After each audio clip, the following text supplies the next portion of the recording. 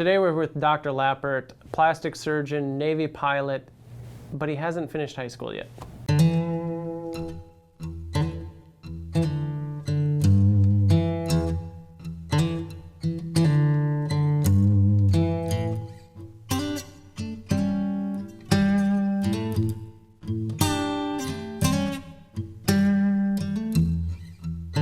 So thank you for joining me, taking the time on your trip.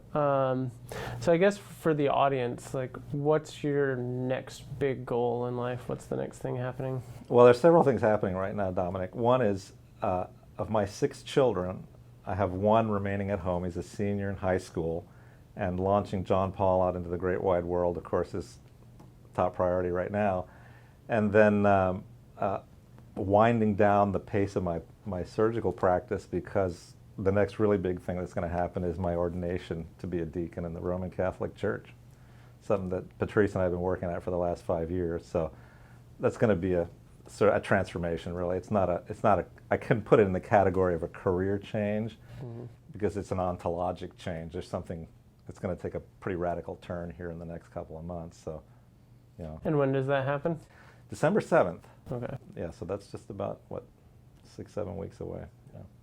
The interesting part, as I was thinking about sitting down with you, you know, one of the things that's intimidating about sitting down with you is you know something about everything. Like, I'm always amazed in any conversation that, like, no matter where it goes, it's somewhat intimidating.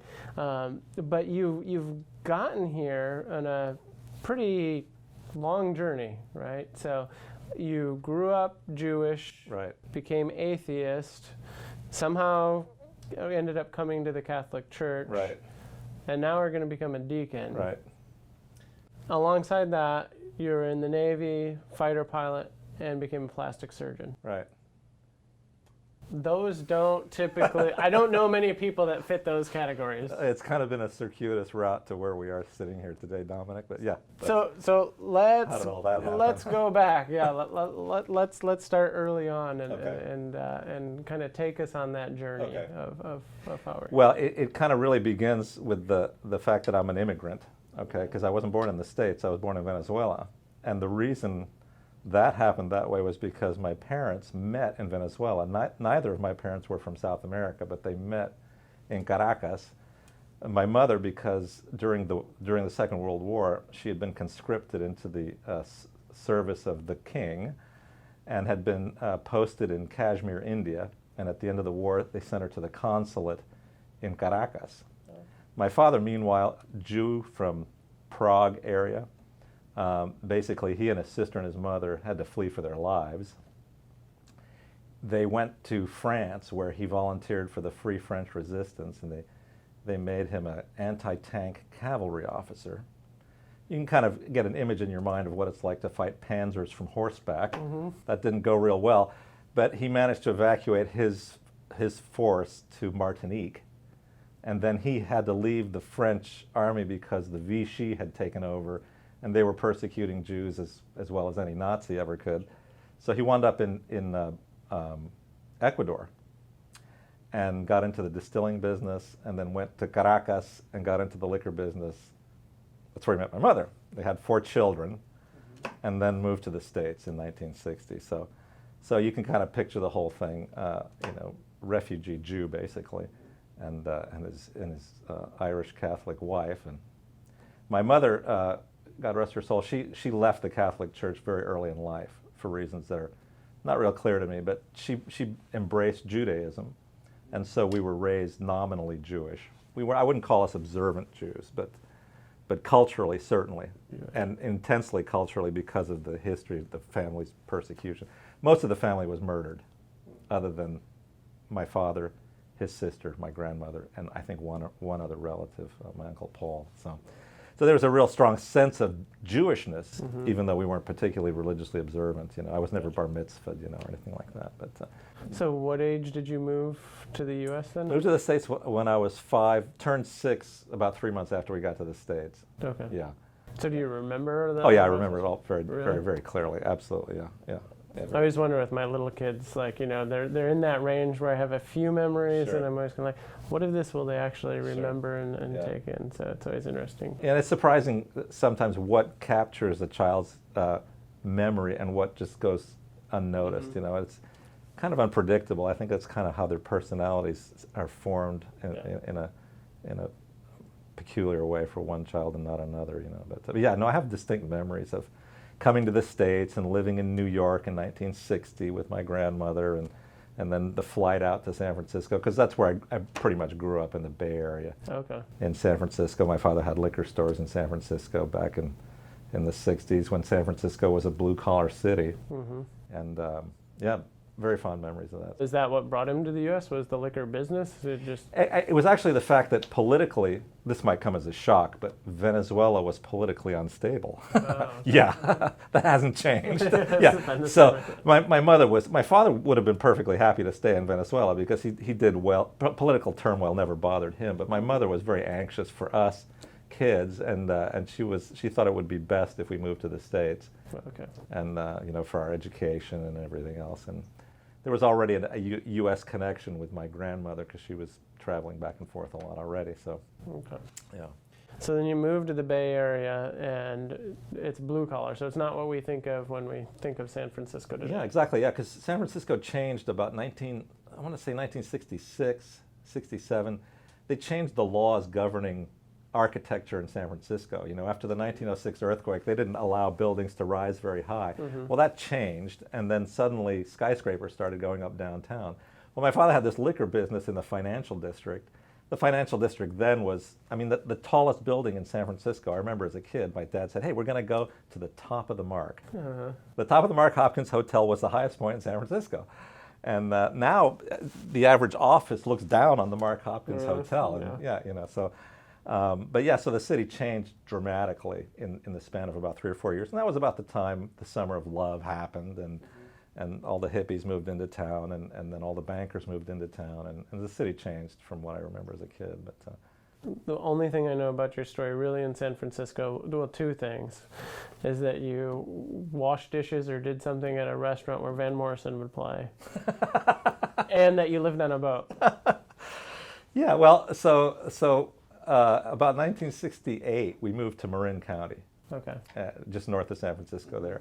And my father got out of the liquor business and got into the restaurant business. And I learned the restaurant business working in the family restaurant. And so when I left home, I kind of allied myself with restaurants. That's how I sort of made my way.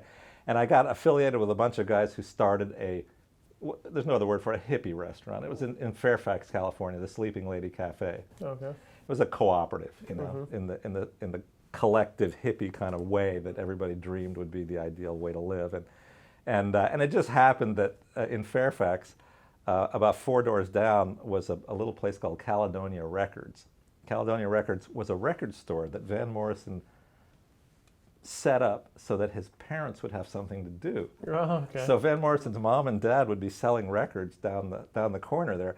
Well, the thing I remember about that record store more than anything else was that these two people had the most intense Scottish brogue. Yeah. You couldn't understand what they were saying, so you had to kind of like go rifling through the records because it was all LPs back in the day. There weren't, 8 tracks were sort of on the horizon.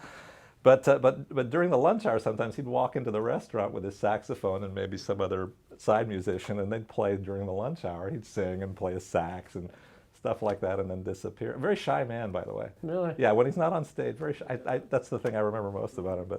And then my best friend, who he and I sailed together a lot, his sister was VM's, she used to call him Van's secretary. Oh, okay.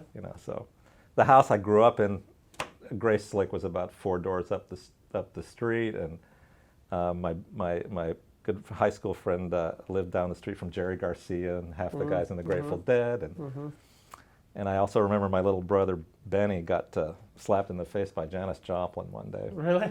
I kid you not. Yeah, my 2 brothers and I were into photography a lot, and we had a dark room set up in the house, and so we were always taking pictures of things and bringing the film home and processing. Well, Benny was walking home from school one day with this twin lens reflex camera, and he just happened to be walking by Janice's house when she pulled up in front of the house in this psychedelic painted Porsche that she used to drive around in.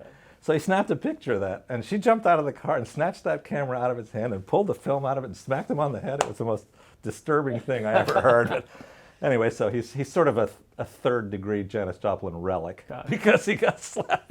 So you guys are really to blame for the whole paparazzi movement. Exactly. That's how it all started, on a bad footing like that. That's correct. That's correct. That's great. But that's kind of the environment I grew up in, and going to Redwood High School, and Robin Williams was, my sister dated him a couple of times. It was a kind of a freakish time culturally in America. It was all happening right there within, Anyway, so I was in high school. I was a junior in high school. I was 16 years old, and I dropped out of high school and left home. And that's when I got into the sailing and rebuilt a sailboat. That was my home for about 3.5, 4 years, living on San Francisco Bay. So what prompted dropping out of high school? I mean, I assume, knowing you today, I would assume you didn't make that decision lightly, probably even then. Well, this was at a time, this was the height of the Vietnam War. Okay. I was in a high school in the San Francisco Bay Area, between People's Park at UC Berkeley, the free speech movement at San Francisco State, the Vietnam anti-war movement going on. I got politicized basically by all of that, and it became a real deal for me. And when you're 14, 15, 16 years old, and somebody who's politically very active sort of considers you intelligent enough to talk about things like that with you, I got sucked into that. I got sucked into it to an extent by my own pride, thinking, wow, awesome, I don't have to associate with high school people. I can associate with these people over here who think I'm intelligent enough to talk about politics, So it was a pride thing that kind of drew me in, and then I went whole hog for it. I was like big time politically activated, if you will. And it caused me to sort of come into conflict with all kinds of issues of authority and what's important and what isn't important, and at the same time this whole sexual revolution thing's going on, and my interest just at the same time I found high school really boring. Yeah, really boring. So the family I was growing up in had fragmented at that point. My parents had divorced, which was probably the single most important factor in all of that, was the fact that life at home had crumbled. Gotcha. You see, and a lot of sorrow and anguish about that whole thing, and you can provoke a lot of anger in an adolescent kid when the important things get pulled out from under them. So that anger was fomented by political activity, and I just dropped out. So you move from home then at that point when you drop out to? Yeah, I moved from home. I'd been working in the family restaurant and saving my money, and I took the money that I had saved and I bought a used United Parcel truck, sliding door step van. I moved my desk into it, I built a bed in it, and I went on the road. Wow. 16 years old, and in the process of living in this van, I ran into these crazy guys who were into sailing in Sausalito, and that's how I got drawn into that. Interestingly, it wasn't just sailboats, but Chinese junks. And what's that connection? Why this type of boat? Well, what was really attractive about it was that it was the idea of sailing without any modern conveniences. Okay. So no engines, no electrical system, no synthetic materials. We rebuilt these boats that had been originally built in Hong Kong. We rebuilt them using the original Chinese shipbuilding methods. And it was all canvas and manila rope and oars and no power. The running lights were kerosene lamps. My stove was a kerosene Primus stove. I cooked on a single burner, and it was a simple life. It's a hell of a lot of work, though, to live that simply. Well, I was going to say, as you can imagine. It doesn't come easily. Two things strike me. I mean, it's one, you dropped out of high school, now you have to learn all of these new skills, I assume. Yeah. And B, do you miss anything about that simple life today? All the time. All the time. Sailing it was transformative in a really interesting way, because particularly that type of sailing where I was using very traditional methods even of navigation and piloting. I mean, this was at a time when nobody had anything more exotic than a radio direction finder. Okay. So piloting and navigation took a lot of commitment. It wasn't just like pull out the iPhone and get, you know, your location data Right. within 3.5 feet. Right. You know, you're using a sextant and, you know, taking sun sightings and moon sightings. I was very attracted to that. I was so attracted to that, in fact, that while I was doing that, I got a job at the San Francisco Maritime Museum. That was one of my jobs when I was, I got that job about 17 years old. And so I worked at this Maritime Museum, and it was an opportunity to learn all this stuff while being a maintenance man or a night watchman, you know, or something like that. And I also learned how to make sails, how to sew a sail, how to design and cut and sew a sail. And so that was the very first business I ever started. Okay, so I'd been in the restaurant business that I learned from my dad and the family, and that was the first that was the first business I started making sails. And it was a real niche market I got into, because there's a lot of old traditional sailboats in San Francisco Bay, and that was my niche. I would make a suit of sails for something very old and traditional, and that was really, interestingly, Dominic, that's how my father and I reunited, because I left home under very adverse circumstances, very angry with my father and all these guys. But it was when my father got wind of the fact that I'd started a business, my entrepreneurial father, he said he wanted to know more about that. And the real return of our friendship was when we went on a business trip together. He had to go down to San Jose to scope out some vendors for raw materials for his business. And on the way, we stopped off at the Coyote Point Marina, where I sealed the deal on a suit of sails for a boat there. And that was when, and ever since, up until his last days on Earth, it was reconnected. Yeah. So wow. Yeah. So that was my first business. So yeah. What eventually draws you off that? Does the business take off? Does it? Well, yeah. No, it was never.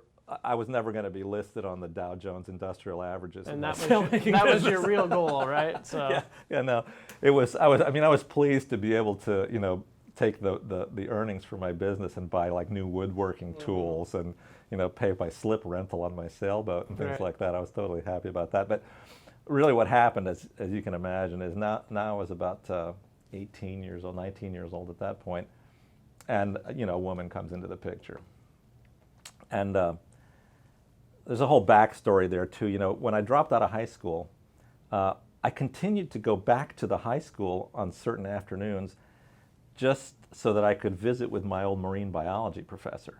Okay. Because ever since I was a little kid, I thought of myself as a scientist. And the only class I had in high school in the last couple of years that meant anything at all to me was marine biology with Mr. McConnell. So even when I was a dropout, well into that whole life, I would come back and hang out with Mr. McConnell and talk about scientific things. And so I kept that science connection even when I was living on the sailboat. And I had a lot of ideas and things I wanted to investigate. And I kind of envisioned myself as a sailor, marine biologist kind of guy, And so it was that interest in science and what some science people were doing on the East Coast that is what resulted in my meeting this woman. Okay. Who said, you ought to come out, move out there to New Jersey, and I'll introduce you to those guys because I know them all. And so that's what I did. So I closed up my business and packed my stuff and moved out to New Jersey, and got a job at a chemical plant. I was working at a chemical plant, and hanging out with these scientists and sort of following along their thinking and their research and things like that. And yeah, so that's how I got out of being a hippie sailor pirate. Exactly. and a blue-collar working stiff with a hard hat working in a chemical plant in New Jersey. Yeah. What was it about the chemical? I mean, that seems like a pretty big jump of... It was just one of those fortuitous things that this company was looking for somebody to work in their quality control lab.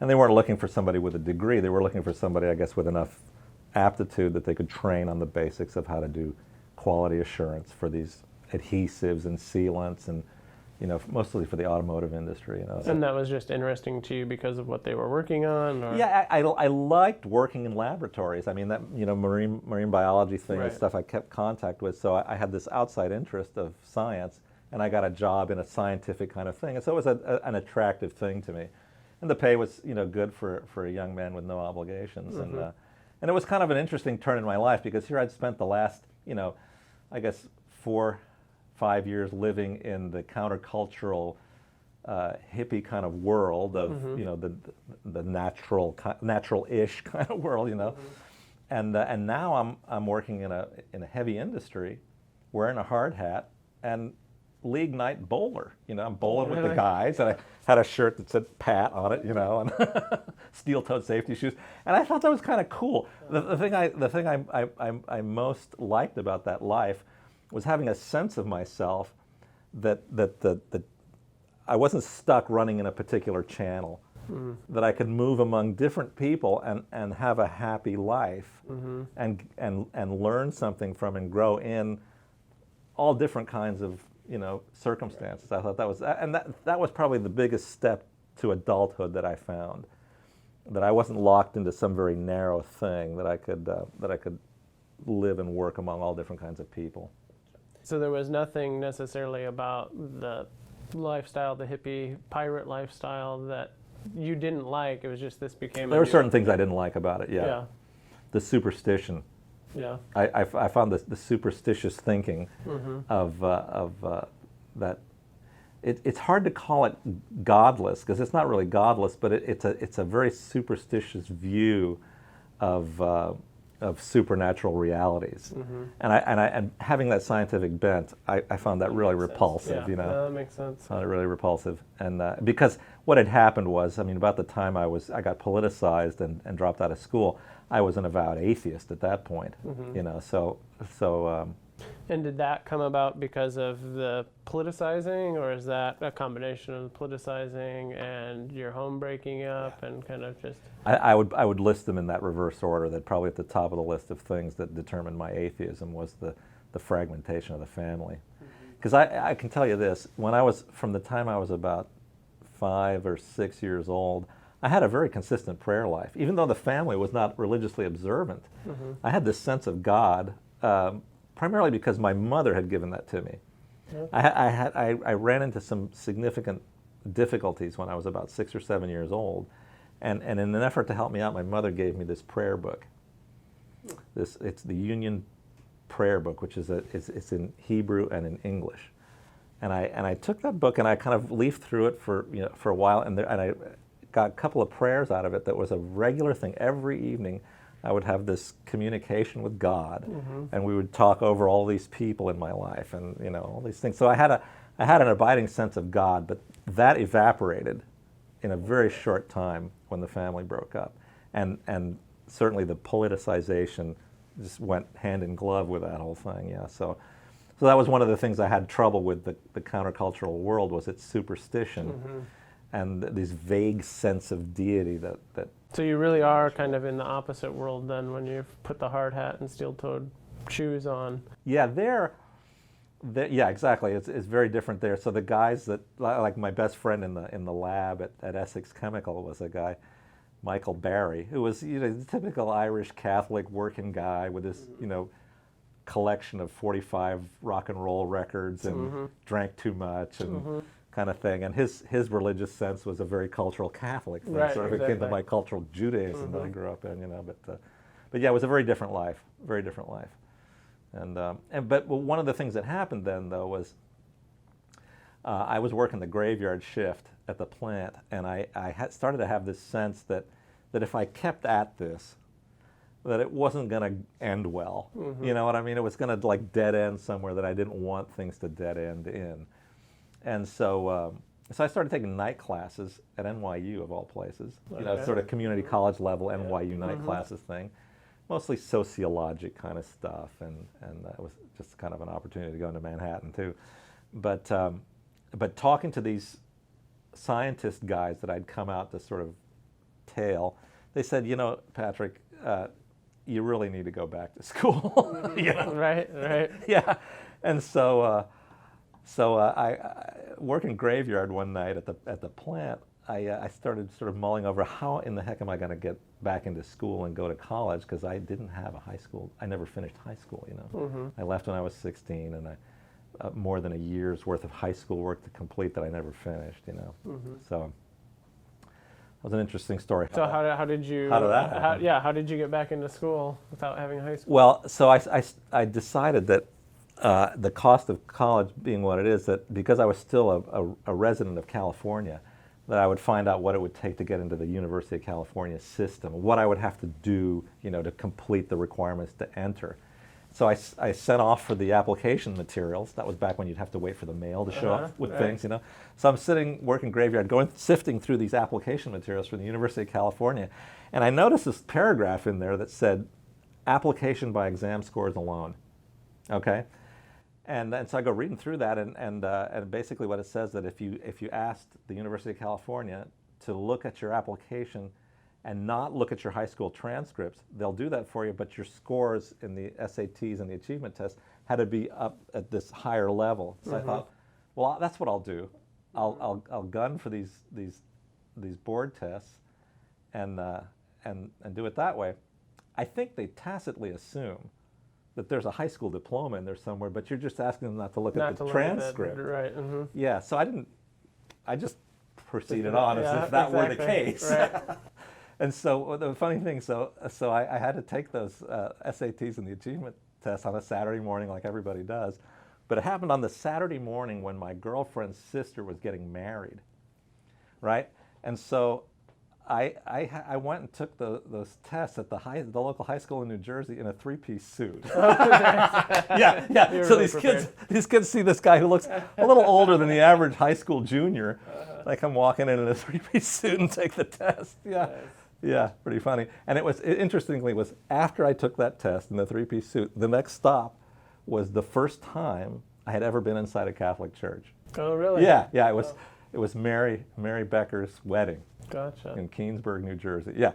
And so that was an interesting thing for me. And what was really interesting thing about it was, growing up culturally Jewish, I had a real trepidation about what the Catholic Church was. This is something that I got by osmosis from hearing my mother, who had left the church, who had a hatred for the church, and my father with his cultural Judaism, really kind of clouded my view of what the Catholic Church was. So I had a real sort of fear and loathing, to borrow a phrase from Hunter Thompson. And so it was a real eye-opener for me to go into a Catholic church and see a nuptial mass. But the other interesting thing about it was her groom, Mary's groom, was an Army captain. Okay. Right? This is like Vietnam hadn't ended yet. Right. Army captain and in uniform. And what was cool about that was, not only did I have this exposure to the Catholic Church, but here was a military officer who was like the enemy to me in my teenage years. He was a cool guy. Yeah. Well, he and I, hit it off well and talking, and so it really gave me sort of a psychological about face about what the military is and what the Catholic Church is, and I remained an atheist. Don't get me wrong. So you apply to the California University of California, and they let me in. I scored high enough in my three-piece suit that I got them. It was probably all the suit, right? It was all the suit, just the suit, yeah. Some people you win with your speech. Some people it's just your looks and get you in. Yeah. So you went on looks with that one. Yeah. So I went off to UC Santa Barbara. Yeah, and I got my bachelor's degree in biology at UC Santa Barbara. Yeah, it was a great experience. And but one of the things that came out of that, I went there intent that I was going to get a bachelor's degree in science with the intent of going to medical school. Okay. And that was kind of my goal. At that point, my goal was I'm going to be a psychoanalyst. I got really drawn into the psychoanalytical literature when I was a dropout and things like that. And I figured, all right, I'll go be a psychiatrist. And what's interesting thing about psychiatry was that it's all about the atheism, and it's all about the materialist, experiential view of the human person. And so it dovetailed very nicely with my worldview, and particularly on sexual matters, and particularly on what religion, how psychoanalysis views religion as a pathology, literally. I mean, exactly. Yeah, and so that all I went off to college. Really well. Yeah, exactly. So that was my life's goal at that point, was I'm going to be a successful psychiatrist. And so what steers that path off of the? How did that one go off the rails? Because you're not a psychiatrist. No, I'm not a psychiatrist. Yeah, exactly. So here I was in my undergraduate years at Santa Barbara, and I'm running with other people who think that the future is to be a doctor. And we're all sort of in the same prerequisite classes at one time or another. And what's happening over the course of a couple of years is that guys who are a couple of years ahead of me in the track were failing to get into medical school. And it's now they're scratching their head and asking themselves questions like, well, maybe I'll go be a pharmacist, or maybe I'll, something like that. And that wasn't very satisfactory to me. And so I started thinking, what would be an alternative career for me that I would like if I'm not going to be a doctor.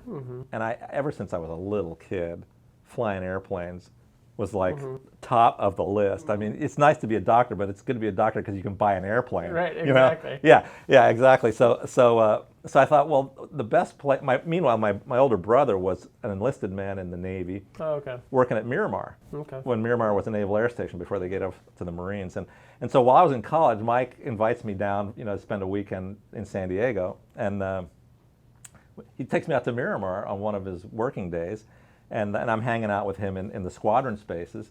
And he says, hey, you want to go see an F-14 Tomcat? I said, no kidding, yeah. So he takes me out to the hangar and up on this maintenance ladder and shows me around this F-14 Tomcat. Well, I'm sold. I'm thinking, all right, if I'm not going to be a doctor, I'm going to join the Navy and let them teach me how to fly this thing. Yeah. So when I was a junior in college, I pretty much resolved that I got to have Plan B, safety, wired, and position here. So I applied to the Navy officer programs for flight. And at the time, the Navy had this program where if you spend the summer between your junior and your senior year, you get half of your pre-commission stuff done, so that when you graduate from college, you just go down and you do your last 8 weeks. They make an ensign out of you, and they send you off for flight training. So I went through jumped through all the hoops, and they determined that I would make an adequate flying officer. So off I went to Pensacola after my junior year and did officer indoctrination school. It was called AOCS. And the Marine Corps taught me how to put on a uniform and how to salute and how to wield a sword, all kinds of unimportant things, And then I came back and finished college. And then so I was back in the pipeline, pre-commissioning after graduation, when I got accepted to medical school. Yeah, so there I was, this close to getting my commission and going out to learn to fly jets, and then I got accepted to medical school. Well, one of my acceptance letters was to the Armed Forces Medical School at Bethesda. I ruminated about this for a couple of weeks, and the guys who recruited me were all jet pilots, and they said, hey, Pat, listen, go to medical school, man, you'll have a better life. And so begrudgingly I did, and obviously I'm very glad I did, but that's how. So I just stayed on active duty, and instead of getting a line commission, I got a medical corps commission and went to medical school. But then after medical school and after my internship, I went back to Pensacola and finished flight training, and then served in a fighter squadron with the Marine Corps out of Beaufort, flying F-4 Phantoms for about 2.5 years with those guys, and that was a real high time in my life. Talk about happy times, yeah. But the other very important thing that happened was when I was a freshman in medical school, I met this awesome little Navy nurse named Patrice, who's been my bride for the last 33 years. Minor detail. Huh? Minor detail, yeah. Exactly. Yeah. She was a young Lieutenant J.G., President Reagan's nurse, by the way, when the president would come to the hospital. Wow. Nice.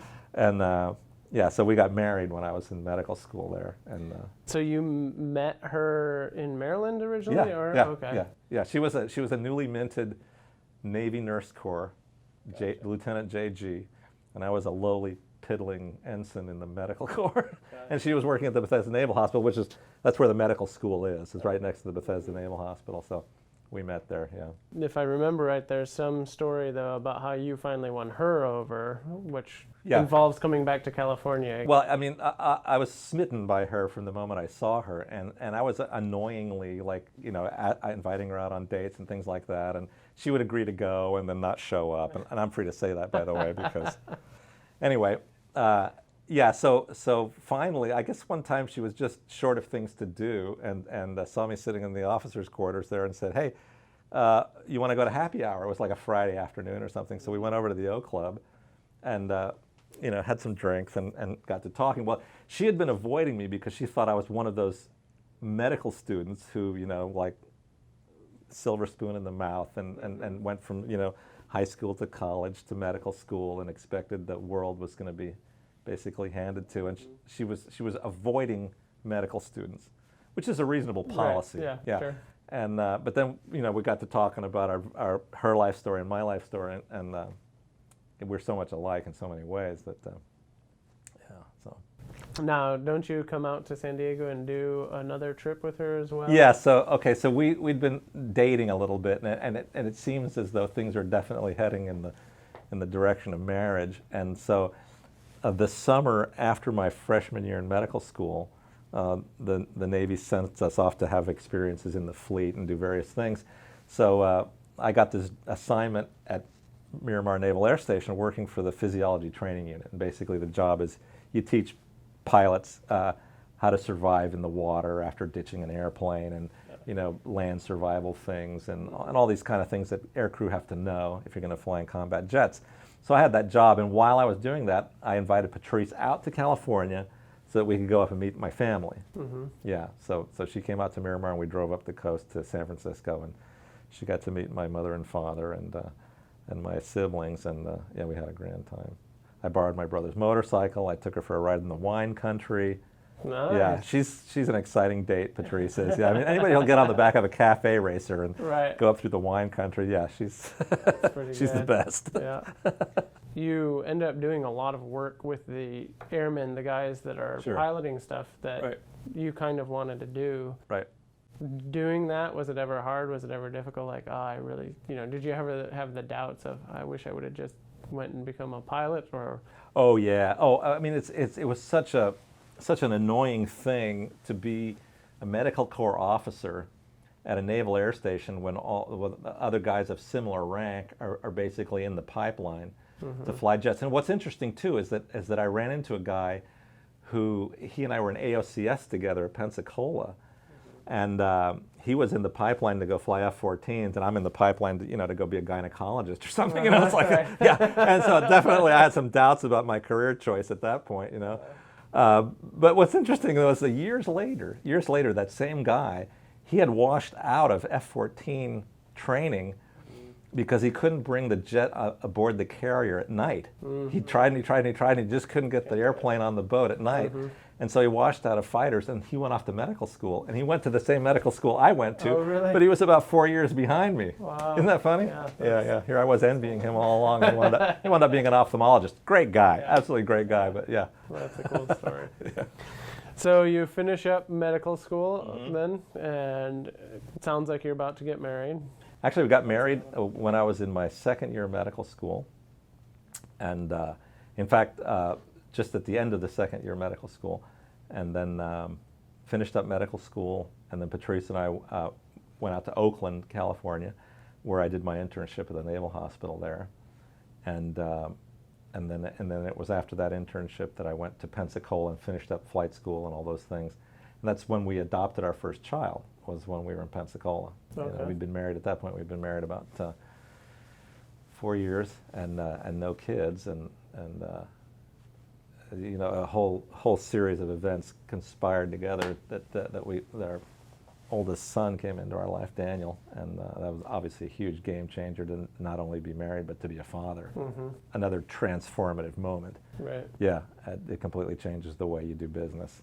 So had you guys always, thought about adopting, or was that it was the circumstances of being childless for 4 years in spite of being open to children since the get-go, because both Patrice and I, it was an interesting thing, from very different backgrounds. She's the seventh of 7 kids, big Irish Catholic family from Philadelphia, and she just loves big families. And so I guess that was one of the things that she was, one of the questions I had to answer correctly in the run-up to getting married was she wanted to be sure that I was open to that. Well, I was all about kids. Mm-hmm. Yeah, See, which is surprising, because I would guess that maybe because of what happened in your family, you would have been. You'd think. Yeah. So I consider that a grace, because it's certainly not some logical construct on my part that, big family. No, it's I was just always thought of myself as being a father to a bunch of kids. Gotcha. Yeah. That's probably one of the things I admired most about my dad was his fatherhood.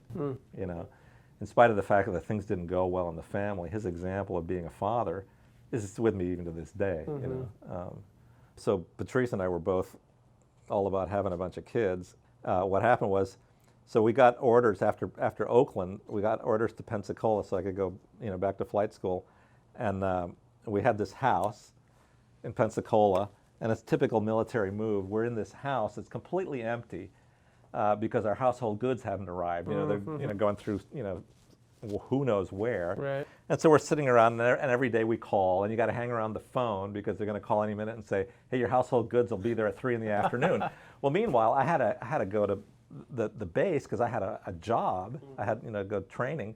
So Patrice was stuck at the house alone, and the only thing in the house was the phone.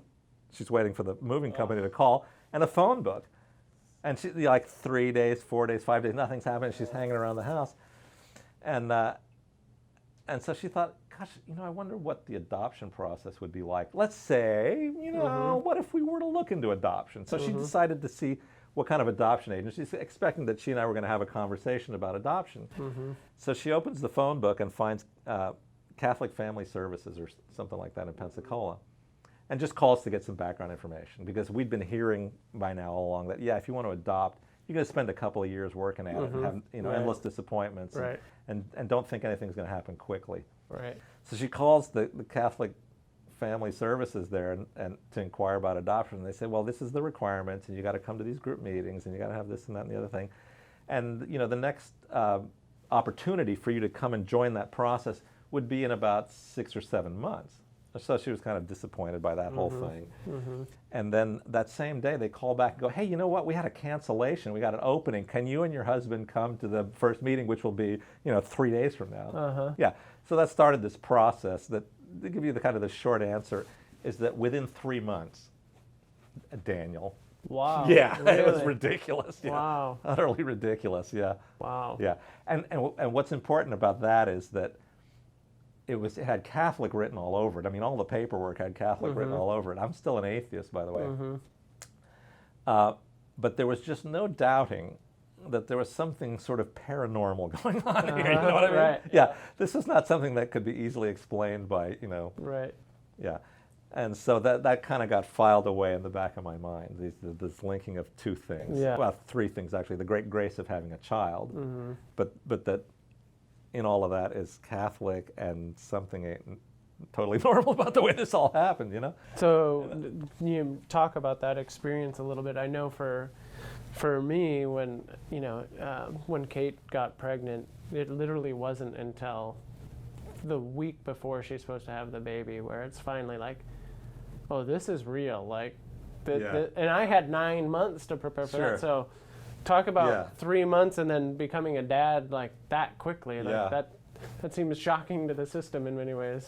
It is, but the grace to sustain it is all there. I mean, if you're open to it. Now, again, I don't know. I didn't at the time know what that meant. All I know is how things went. Right. And how things went was just totally natural and full of love. And I mean, from the minute, I mean, Daniel came into our house when he was 2 weeks old. Wow. Okay. And basically, they came to the door, knocked on the door, and there was Ms. Rooney and I think a nun, and Daniel. And Patrice was so anxious, so nervous. God bless her. She was so nervous that I actually took the child. Oh, really? Yeah. She was like freaking out. Yeah. Yes, I took Daniel, and I actually gave him his first bath. Oh, okay. Yeah, because Patrice was just freaking out. Yeah. She was, because it was the culmination of something that was obviously so dear to her. Motherhood is so dear to Patrice. I mean, she went off to be a nurse because she felt it would make her a better mother. That's how important it is to Patrice. So it was, again, there's no other word for it but transformative to go from being, you know, a guy with his wife, you know, cute girl that he's been, you know, husband and wives with and playing house with, you know, who's basically looking at a career, and I'm a naval officer, and, you know, it doesn't get much better than officer pay and being in a flying job. I mean, you know, and the guys and squadron life, and, you know. Talk about that. How does that change? Because you're in the middle of this point in your career, and now you become a dad. Anything drastic change? Do you notice anything? Well, you know. I mean, I took the fatherhood responsibility quite seriously. But one of the things about military aviation is this whole thing of compartmentalizing your life, and it's good and bad, and it's something that I have to watch for as a surgeon too. Is that in order to do your job well, you have to shut out parts of your life while you're in the process of doing your job. You can't let the travails of family life, even though that's the most important thing in your life, you have to keep it from seeping into your job in the moment. So you compartmentalize things, and that's very true in combat aviation. You compartmentalize things. Well, sometimes it becomes pathological, and I mean, guys in the squadron just ruinous family lives because they bring home their compartmentalization. That's really something you're supposed to leave in the locker when you hang up your flight suit, your helmet, but to some extent, I didn't do it as well as I ought, because let's face it, military aviation and the life of the fighter pilot is a culture. It's an iconic kind of culture, like bullfighting or something. It's like it's not an ordinary life, and the temptation of living that life at home it can be ruinous, absolutely ruinous. So, and unfortunately, a lot of the guys I know from squadron life, who I've kept in touch with, 25 years after I left the squadron, I still keep in touch with all those guys. The divorces, the broken families, the suicides. It's just, So thank God it didn't go that way for me. But I lived in this gray zone. I wasn't just a combat air crew. I was also the squadron flight surgeon. So I had this medical side of me that served as a great explanation for why I wasn't just one of the guys, living like one of the guys. So that was a blessing to me that I could sort of straddle that world and not be sucked in completely. So you finish up at Pensacola then at this point? Well, finished up at Pensacola. I got assigned to a Marine Corps fighter squadron, VMFA 451 out of Beaufort, and did a whole workup and deployment in the F-4 Phantoms, and went off to Asia, to Japan, Korea, the Philippines, and does Patrice and Dan go with you? They're at home. No, they're at home at the air station, okay. Living on base with all the other squadron families. And Patrice will tell you what that was. I mean, it's a great life to live in base housing, all these little sort of ranch homes with all these young families, and everybody's like on the same note. Yeah, this is squadron life, and this is what husband's mission is, and here our mission is the domestic side of that whole thing. But there's a camaraderie that existed not just in the air crews but also in the families, and so that's where Patrice was during the deployment. But I did get her over to Japan for a couple of weeks while we were over there deployed, and we had some great adventures in Japan together, and then came back from the deployment, finished up squadron life, and at that point I'd been selected by the Navy to go and get trained as a general surgeon. Okay. So we went back to Oakland. Oh, really? Yeah, I did general surgery in Oakland. Okay. Yeah, and while we were in Oakland, 2 more children came into the picture. We adopted Joseph, and Bridget was born at the Oakland Naval Hospital. That's why she's a Raiders fan. Sorry.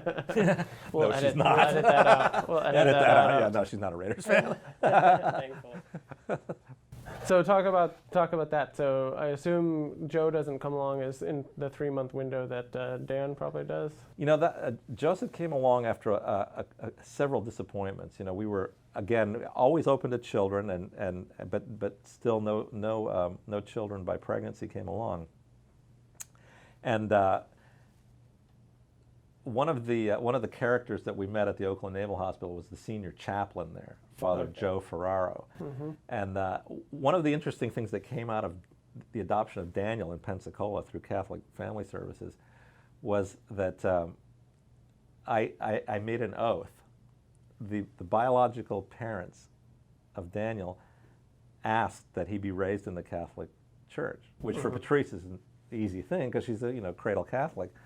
But I had to make an oath that I would take them to Mass and train them up in the Catholic religion, even though it was anathema to me. Right. Catholicism was anathema to me, but that obligation brought me to Mass every week. Okay. Yeah, and so Mass on base when we were at Oakland was at the base chapel, and the senior chaplain was this Father Joe Ferraro. And so he would see me there, and obviously I wasn't coming out to communion, and he was wondering about that. And he'd ask me, "Pat, consider about coming to the Catholic Church." And yeah, Father. I mean, we were friends. Great guy, an absolutely great guy. But I had no interest in religion. I was a avowed atheist. Right. Rabid would be the word, really. Never in front of the kids, obviously, but in my mind. I mean, I would go to Mass, and I would spend the time in Mass psychoanalyzing what I was hearing, from that materialistic Freudian worldview that we talked about earlier, and so that's how I would spend Mass, was sort of analyzing. Well, they call God the Father because they have these unmet needs, and so they envision this all supreme, powerful Father figure because their father wasn't good. That kind of garbage that psychoanalysts do. And but nonetheless, I'd be there, and Father Joe would say, consider the Catholic religion. Well, anyway. But anyway, so we're still trying to have children, but it's not working out. Father Joe gets orders. He goes off to Pearl Harbor.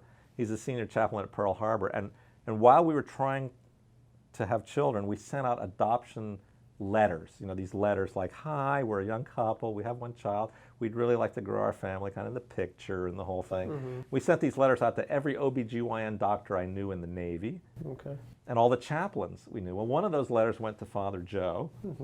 And, we were good friends. He loves us. And so he kept that letter, because you get letters like that all the time. And so he had that letter for quite a while. And he was cleaning out his desk one day, and he pulled out the bottom drawer, and he sees that letter from us. And he thought, I need to give Pat and Patrice a call and just see how they're doing. He puts that letter on his desk. And within a very short period of time, this woman walks into his office and says, "Father, I'm pregnant, and I don't want to abort this baby. I want to put him up for adoption. Do you know anyone who would want to adopt this child?" He's looking at this girl. He's looking at our letter. Yeah. Now, again, paranormal events happening with the name Catholic written all over it. And that's how Joseph came into our life. Wow. So Patrice was actually there for his birth at the Army Hospital in Honolulu. And yeah. You talk about, agreeing to raise these kids in the faith, which you completely disagree with. Right. Is that, can you do that because you have practiced this compartmentalizing everything? Excellent observation, sir. Yeah, that's exactly it. Because my thought when I agreed to this was, I will fulfill that obligation, but when my son Daniel reaches maturity, I will show him the way I view the world. So he gets to hop through all the wickets of becoming a Catholic, but at some point or another, I'm going to sort of break the news to him in my atheistic way that, first of all, there's no God, and second of all, everything that people call God are totally explicable by scientific method. That was my worldview, was that people are mistakenly calling natural processes God. Right. Yeah, creation, I thought was going to be, at some point, we're going to be able to explain creation on purely scientific basis, and that would be, one of the key steps in humanity finally waking up from this soporific religion thing. Yeah. But you were okay letting your kid be brought up otherwise? Sure. Because like we were talking about earlier, I think it's totally legit for people to be able to move in any particular circle of society. So you can move in the religious thought process, but still come out here into the light of day and talk to atheists. Right. So I was totally cool with that, yeah. And in doing all of this, because it sounds like you mentioned, it's like a lot of labor goes into searching for these adoptions. Yeah. Right. Was that all Patrice, or were you pretty actively involved? Oh no, we were of a mind. Yeah, we definitely were of the same mind on that. Yeah. So, and there were some heartaches. We had a couple of failed adoption things that happened. That what was interesting about that was one of the adoptions failed. We were this close. The adoption failed because of our Catholicism. Now, I wasn't even a Catholic, but I became supremely pissed that I was denied this adoption, and so I had this sort of perverse identification with the Catholicism thing, You know, first of all, because I love my wife and that she would have to suffer that kind of indignity. But I had this sort of subconscious identification with Catholicism now that I certainly never had before because of that failed adoption. Yeah, that's interesting, huh? So you have Joe, and then you have Bridget. Well, yeah. So now we've got 2 sons. We're living in Oakland. I'm in my general surgery residency. In fact, I was a chief resident at that point. Obviously, very busy man. I was going to say, easy time of life. Oh, right? man. Nothing going on. About as busy as I've ever been. And living on base there. And that's when Desert Storm happened. Okay, so the first Gulf War happens. Patrice, at this point, was in the reserves, had been in the reserves for a couple of years. And I'm a chief resident, and the first Gulf War happens, and Patrice got recalled to active duty. And I thought, this isn't going to go well because we've got 2 kids and she's been recalled to active duty and I don't know where in the world she's going to go. And so 2 good things happened. The first great thing that happened was Patrice is pregnant. Yeah, Patrice is pregnant, which means she's not deployable. So whatever the Navy's going to do with her, it's not going to be overseas. That's a great piece of news. Well, the second great piece of news was that her reserve unit got mobilized to the Oakland Naval Hospital. Yeah, so her job was about 3 blocks away, and I saw more of her because of the Gulf War. Because I'd be, as a surgeon in the hospital, I see this cute nurse working in the, the same-day surgery unit where half my patients were going through. So I'd see her all day long, as she was getting bigger and bigger and bigger. Yeah. So that's where we were when Bridget was born. Which I assume was a huge shock. Yeah. Because I'm guessing there's still no indication. Like at this point, I'm assuming you guys assume we're just going to adopt children. That's right. Yeah, that's right. And then out of the blue, there's Patrice pregnant with Bridget. So Bridget was born just after I finished my residency, and so they made me a staff general surgeon there at the Naval Hospital, and she was born right there, and it was great thing. It's transformative to be married. It's transformative to be a father. But there is nothing like being the father of a girl. No, sir. Let's speak to that a little bit. Yeah, well, because it's one thing to be sort of anticipating the growth of a son, and the things you're going to teach him, and all of the character development that's going to go into it, and you can anticipating what fine, great men they're going to be, and all the heroic things they'll do in life.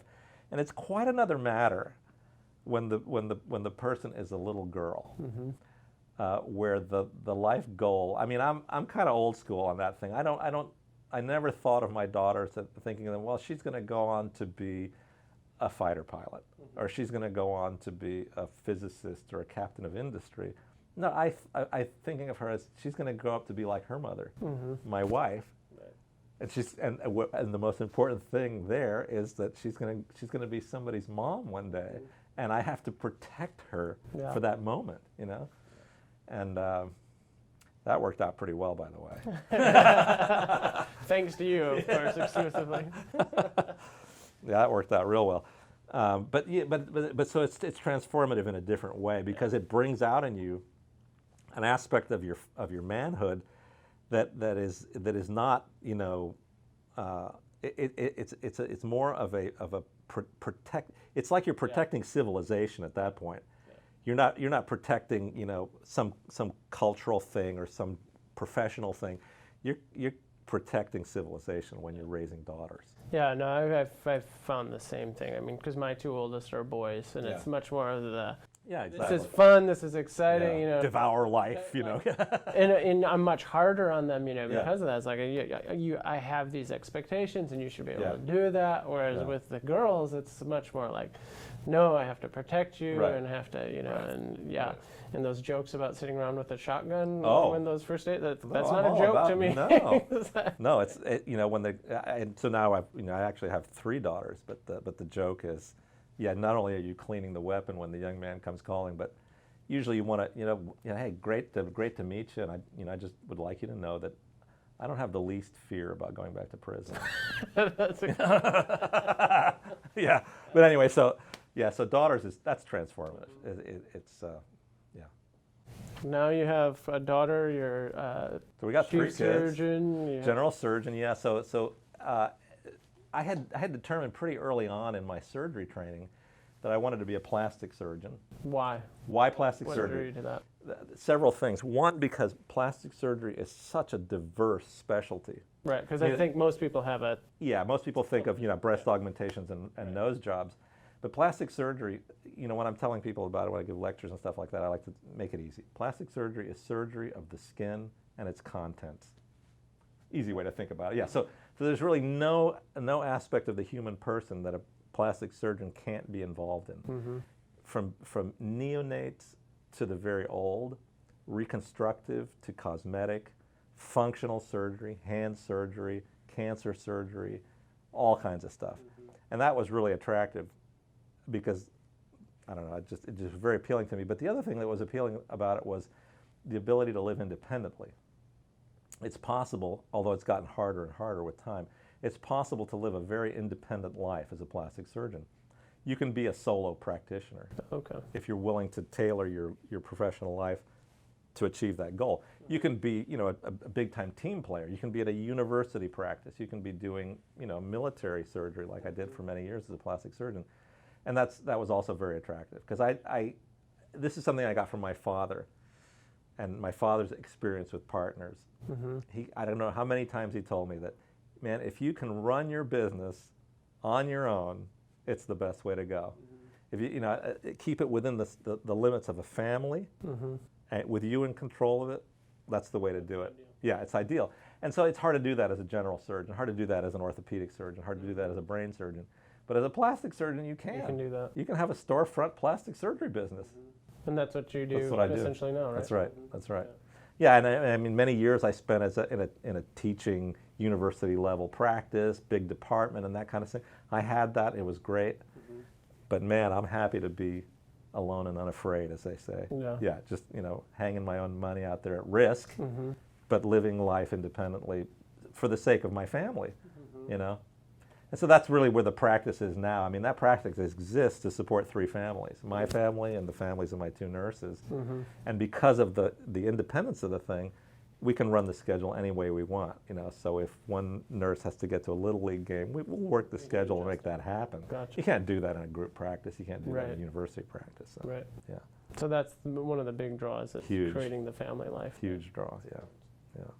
You, somewhere in this journey, somehow must get over your atheism and move on to... So I finished that year after I finished my general surgery residency, and they made me a staff general surgeon there for a year, and Bridget was born.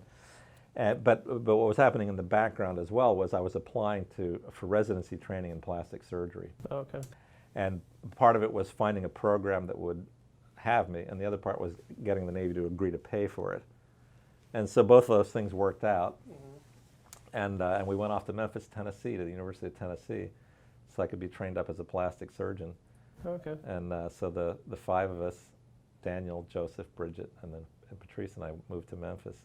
And that was a very challenging time, Dominic, because the plastic surgery residents, there were 4 of us at any given time, we would have to cover basically 5 hospitals every night on call. And on any given night on call, there was only 2 people on call, not 4. Mm-hmm. And of those 2, one of them had primary call, and the other one was just backup if you got overwhelmed.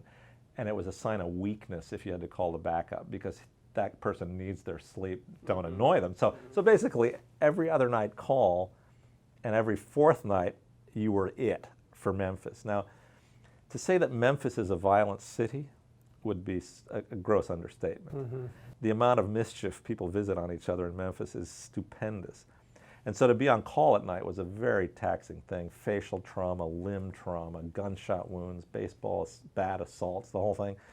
So it was a very busy time. Very, very satisfying, but physically and mentally very taxing time. But life was good for the fam because they were living in this little suburb called Germantown, and we had a nice little house for them, and that all was going great. But I'd be gone a lot, mm-hmm. Covering these hospitals and fulfilling all those obligations.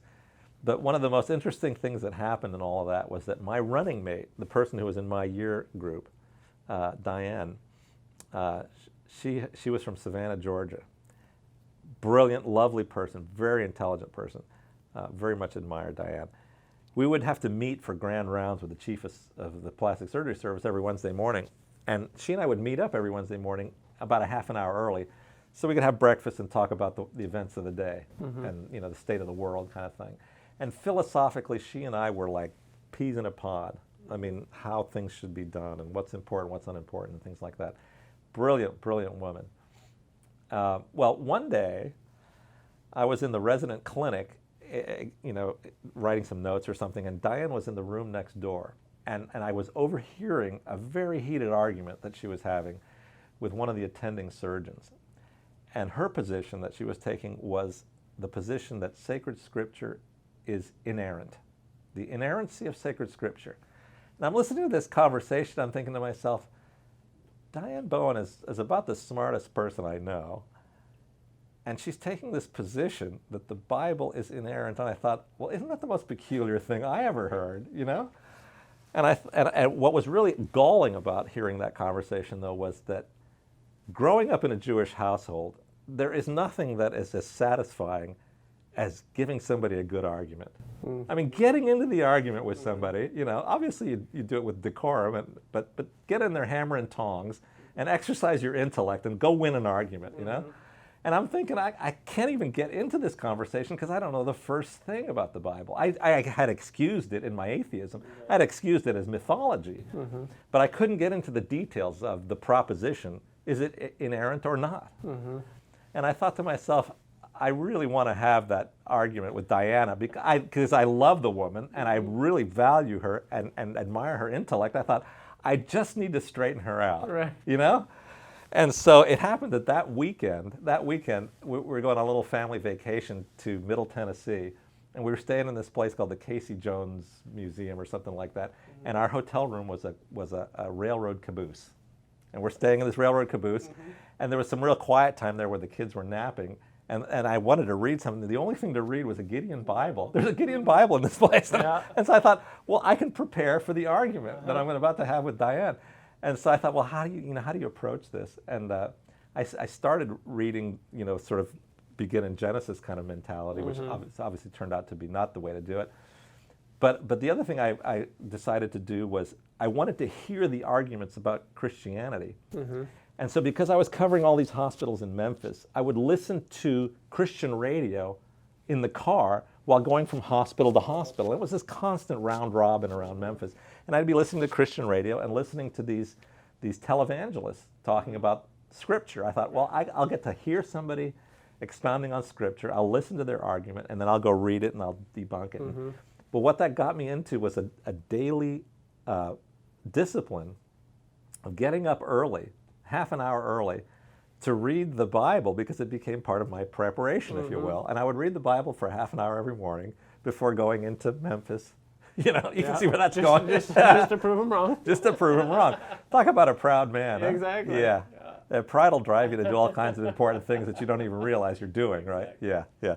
So that was working on me. That's working. Not only am I reading the Bible sort of in a methodical way, but I'm listening to these Christian broadcasters. And one of the most interesting things about that was that I really liked those people. Really? I really did. Yeah, I thought, well, these are nice people. And the way they view family and the way they view, your responsibilities in life and the way they view the role of government and the way they view, all those moral issues that I had a natural attraction to. I thought, I get along better with these people than most of the people I grew up with.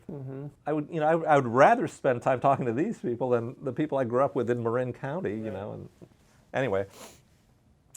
So that was an important thing that was happening but meanwhile, the pace of my life is just frenetic. It's just nonstop with the on-call and these huge surgical cases, and from one day to the next, you would work 36 hours, sleep for 6, and commute for the other 2. Which explains why you can drive 20 hours I can now do this. without I can stopping. do this. Yeah. It always baffled me. I'd hear these stories of your long drive. I bet he's trained years for this. But if you said to me right now, I say, hey, you got about 30 minutes if you want to rest. I can go sit down over here and fall asleep within about 5 minutes. Really? Anybody who was ever a general surgeon can do that. Yeah. So. Wow. Yeah. So, but the most important thing about what was happening at that time, Dominic, was that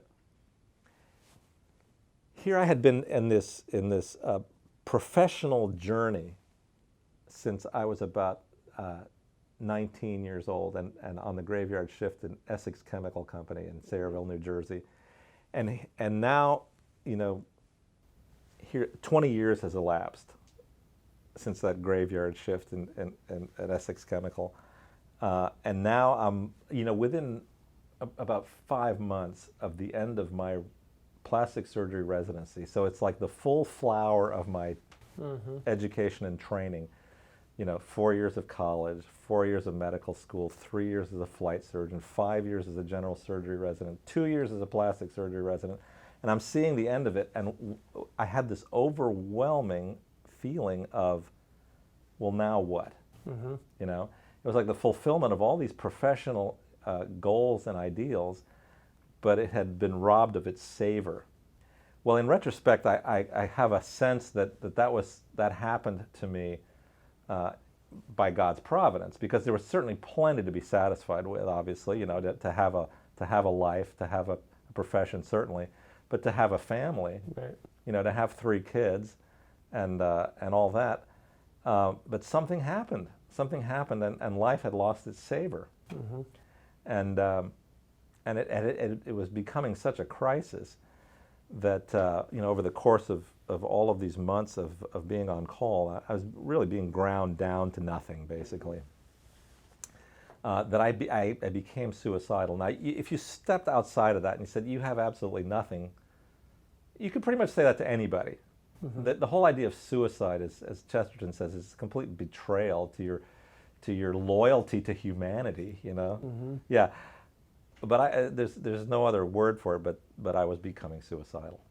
And so I ascribe some of that to the futility of seeing the end of my professional development. But seeing that getting satisfaction out of that was just not enough. And certainly the satisfaction of having a wife and having children, while supremely more satisfying than your professional development, because I had a very worldly view of those things, that had lost its savor as well. It's almost impossible for me to think that way. Well, it is impossible for me to think that way now, but I just tell you what my frame of mind was at the time. But it was becoming so severe that not only was I having suicidal thoughts, but I was in the late planning stages. And I'm talking about details of suicide. And while that was going on, I'm driving home one day from 36 hours on duty and big surgical case and various other things. And I'm driving along Poplar Avenue in Memphis on my way home, late rainy Wednesday afternoon. And the suicidal thoughts are getting so intense that I decided that I really should pull off the road, because there's no point in innocent bystanders having to suffer because of my problems. So I pulled off Poplar Avenue into a parking lot.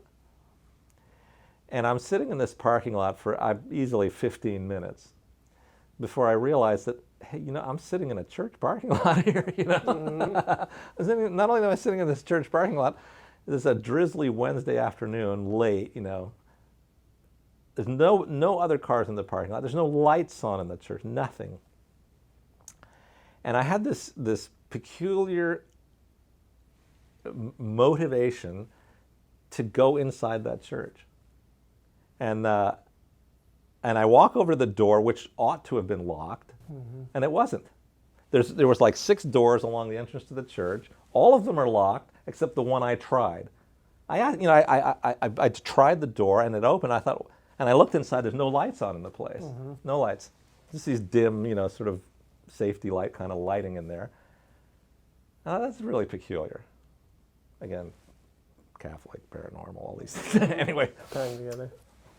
So I walked in there, and I walked into this church, and I walk into the sanctuary of this church, and I sat down in one of the pews, and I look up, and there's this beautiful, beautiful mosaic of Christ crucified with Mary and St. John at his feet. And I had this suddenly this veil is lifted from my eyes. Now, I had been listening to Christian apologetics for many weeks now, thinking I was preparing to argue Diane Bowen out of her Christianity. And so the content was there, but suddenly the meaning was there. Yeah. And so there was this great transformation. I didn't know what it meant. I really should back up. You're going to need to kind of include this back up because several other things were happening I forgot to mention. I was fulfilling that obligation to take everybody to Mass every Sunday, and still rehearsing the psychiatric explanations for what everybody's talking about. But strange things started to happen. One of the things that started to happen was I found myself getting very annoyed when people were at Mass and they weren't paying attention. Really? Yeah. Honestly. Why? Because, the liturgy of the Word, they're up there reading from Scripture, and I'm like recognizing everything they're reading because I've been reading through all this stuff, and back and forth I was reading it, back and forth. And so somebody would get up and read from the Old Testament, and I'd anticipate the words, and I'd be going, and meanwhile I'm looking around, somebody's like fussing with their hair and doing stuff, and I found myself being annoyed that people were not paying attention to what was going on. That was one thing that happened. But the other really important thing that happened was we went to Mass one day, and we're sitting there with the kids, and we're waiting for Mass to begin. And here comes the music begins, everybody stands up, and we turn to face the processional coming in. And I look over at the processional, and I look up at the processional cross, and I look at Jesus hanging on that cross, and I burst into tears. Now, I didn't burst into tears because I was empathizing. I had no explanation for why I burst into tears. I'm just looking at him crucified there, and these tears are welling up, and I'm hiding my face. I'm totally embarrassed. I'm hiding my face, and the kids are looking up at me going, "Dad, what the heck?" And that started happening, but I had no explanation for it because I wasn't identifying with Christianity at all. I was still rehearsing arguments against it, but these things started to happen. And that was the signal moment that things started to get really strange. But then this thing happened driving home that day, finding the church unlocked, and not only finding it unlocked, but coming into the sanctuary and sitting there and again seeing Christ crucified, and suddenly it all like locks in together in my mind, and I realized, this is what I believe, So I knew I was a Christian at that point. I didn't know what that meant, but is it an instant transformation? I mean, you say you're a Christian at that moment, and you don't know what that means. Right. Is it everything is different about your life at that moment? Moving? It really is. Yeah. It really is. There's just no question about it. The way I viewed life, the way I viewed my kids, the way I viewed what's important and unimportant, took a major turn that day, and suddenly the anger was gone. Suddenly the despair was gone. Suddenly the energy was really there. It was harder to wear myself out at work, for example. A sense of hope about things, a sense of a future that was suddenly much more important than I ever dreamed it would be. When I was thinking just in the material sense of things, of being a doctor and having the house and having the family and having, rather than being and giving, And speak to that, because that, I mean, for me, my reversion, not as dramatic, but the same type of thing. It's like, I have everything in life. I'm living the American dream. I have the wife. I have the first kid. And you hit this moment where it's just like... Exactly. And that's a real dangerous time in a man's life. And if there isn't an example, or if there isn't some providential thing that's happening, that's where the everything comes off the rail. That's where you say goodbye to your wife, and you promise to visit your kids, kind of thing, and you go off chasing something else that you think might make you happy, when really you're chasing the same thing. You just walked all over a bunch of people to chase it now, and So, but the idea that you move from a life of getting and having to being and giving, I think is kind of the way I look at it. Is that a life lived for others is really the best way I can. That was the main transformation, and that happened that day. because there was something about Christ crucified, obviously, that he kept coming back into my life there in completely unexpected ways. And clearly the most striking thing about the gospel story is the perfect life lived for others. You know, that's really what it was. So then, but there's some issues of, well, what does that mean, and how am I supposed to do this kind of thing? Right. But in that first flush of conversion, I already knew that there was a joy about it, there was a hope about it, and all wrapped up in it was the fact that I was now not living for myself, but for other people. And that's really where the struggle is now. The struggle used to be, well, how am I going to get the things, and how am I going to, do the things and accomplish the things? Now the struggle is how am I going to overcome myself so that I can live it for other people. So speak to that. One of the things that we like to ask people here is, we're all about trying to help realize that the good life, some of it's good, but it's ultimately lacking in many ways. And we should really be striving to live the great life, which leads to that fulfillment and that joy. Right. So speak to what you see as like, what's that core difference, and then how do we try to do that in life? How to best put this? I think what's happened in my thinking, and the way I would probably explain it, is that I've come to understand that the essence of being a man is not that you're alone and accomplishing things. Well, now I am, a combat fighter pilot, or now I am a surgeon, or now I am a pirate sailor on San Francisco Bay who can navigate by the stars.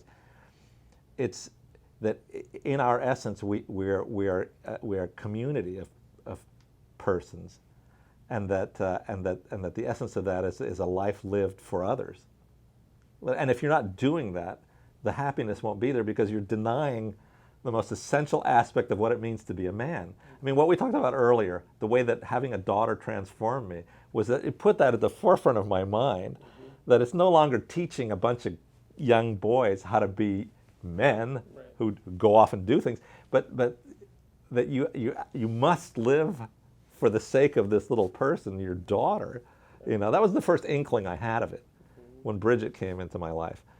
But it came into full flower, obviously, that day. But that's really, I think, the essence of it, is that if you're living a selfish life, you'll never be happy. You will never be happy. I don't care what you got or what you think you became, you'll never be happy. You'll probably take your own life. I came this close.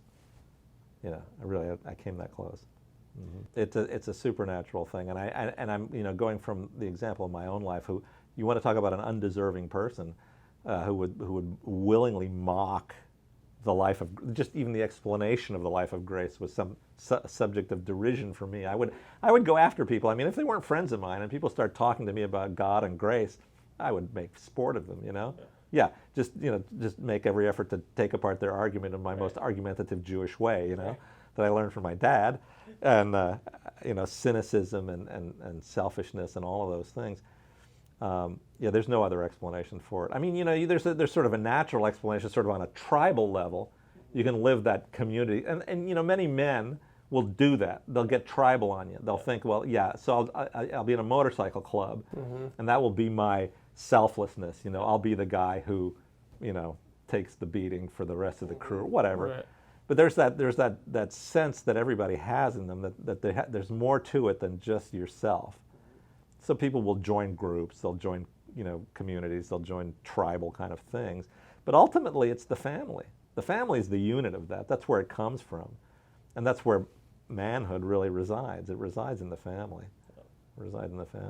One of the things we like to also do is how do you practically live this? So one of the points I mentioned before that I wanted to ask you was, it always impresses me how much you know about a lot of different things. And it's not like you run into some guys where they know this really thin surface of a bunch of things, and at first it's like, but then they don't know anything. How practically do you learn that much stuff? Like, how do you live a life where is it that you read a lot? Is it that you don't do other things? Like, practically speaking, how have you gained knowledge? I would probably say that it's you got to be willing. You got to be willing to go all in for something. I mean, it's one thing to sit back and Google search something and get some facts, but to live the truth of the subject I think is probably the single most important thing.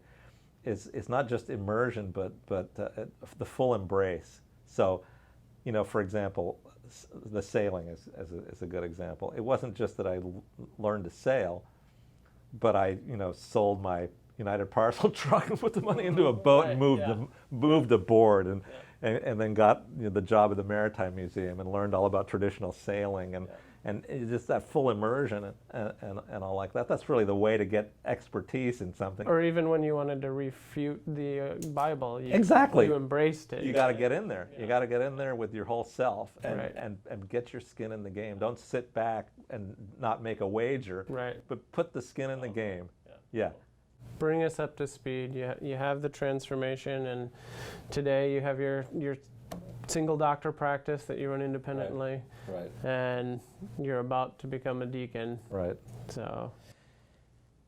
Yeah. So now it's trying to just take the next step and give more of myself away at this point. Yeah. So what I'm trying to do practically is getting the practice to such a simple level that my employees have an easy time of it, that it sustains their families, and obviously my expenses have gone way down. I mean, my youngest son is about to go off into the wider world, so the cost of raising kids is going away, and Patrice and I are both committed to the goal of serving the church and the world.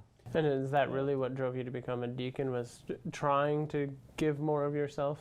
Yeah, vocation is a funny thing, Dominic, because you have this sense that you have this calling, and it has certain elements that feel familiar, like it feels familiar to me to want to read the Bible to people and proclaim its contents. Mm-hmm. That started in the caboose at the Casey Jones Museum, and I have this affinity for what's in Scripture, that at a very, very profound level, and helping people to understand what's in it. I've had that vocation since not long after I came into the Catholic Church, and Patrice and I sort of went back and forth about that for a long time, and determined years ago that it wasn't the time. Mm-hmm. But then about 5 years ago, we determined that this may be the time. This may be the time to do it. There's that. There's the piece of my doctorhood, and that whole aspect of working for the good of others. It's kind of become a natural part of my life since I first became a surgeon. But it's taken on a different color, in terms of the practicalities of what I'm doing. But yeah, the vocation to the diaconate is a vocation to service, is really what it is. It's a vocation to service, obviously at the altar, but more importantly, the ministry of charity. That's really what it is, service at table, as it says in the Acts of the Apostles. The widows and the orphans that there was just too many of for the apostles to take care of, and they called Stephen and the 6 others, and that's where the deacons come from. So that's kind of where it is. So we're trying to make life, Patrice and I are trying to make life as simple as possible, so there's the fewest impediments to doing that. And I mean, we live in interesting times, very interesting times to be a Catholic. Yeah. And you got to be kind of willing to give it all away at this point. It's only going to get more challenging then. It's going to get real challenging real quick, yeah. Well, thank you so much for joining us. It's a pleasure. Great cigar, by the way. It was worth it. Good. Yeah, Undercrowns never disappoint. Never disappoint, yeah. Yeah. Thank you very much. Pleasure.